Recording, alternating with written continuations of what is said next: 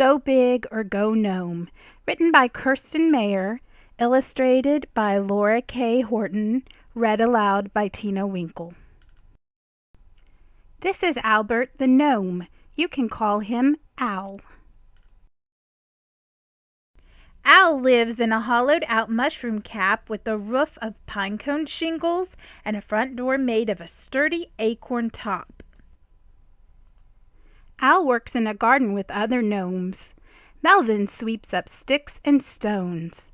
Earl rakes rows of very small rocks. Harold wrangles wiggly worms. Cliff bathes the birds and fills the fountains.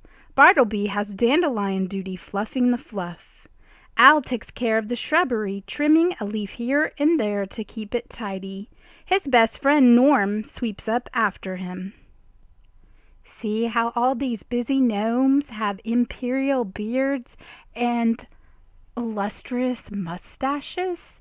All of them do, except Al. He tries and tries, but he can't grow a single whisker on his face. That's too bad for Al, because the biggest event of the year for gnomes is the BIG, the Beards International Gnomathlon. Every gnome in the garden grooms and prunes, primps and crimps to win trophies for longest beard, bushiest beard, and overall best beard. Every gnome except Al. "This really gets my goatee," says Norm.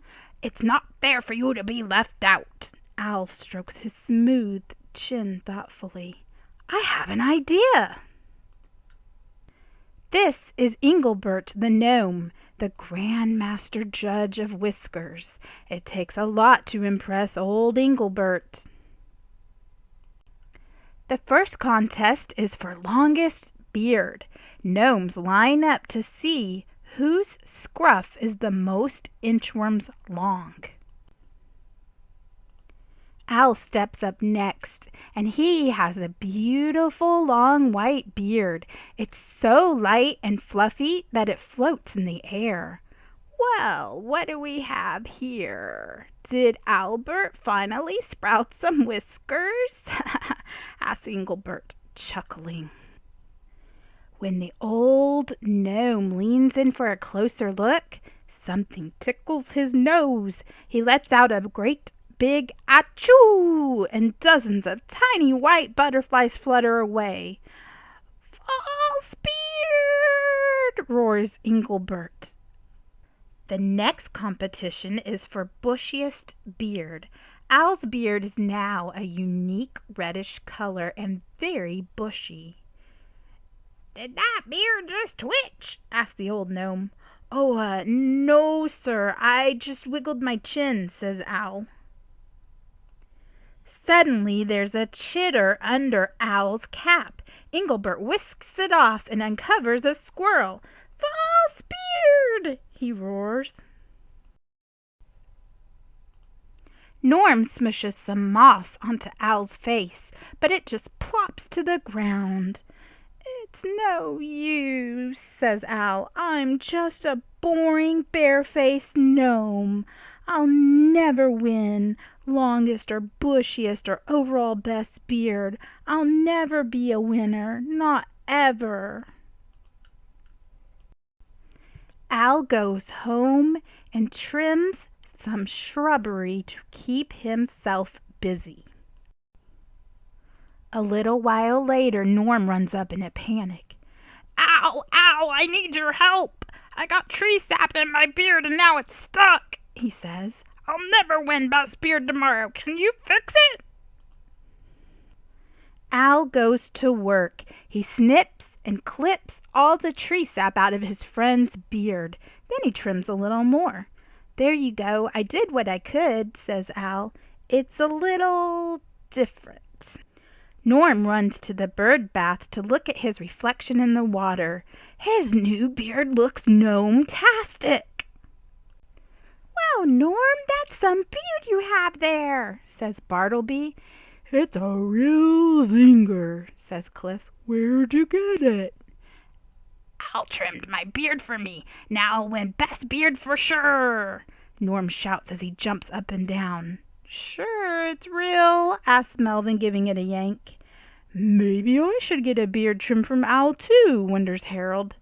Last one there's a rotten acorn, cries Earl as he takes off running. The next morning, Al wakes up and shuffles outside.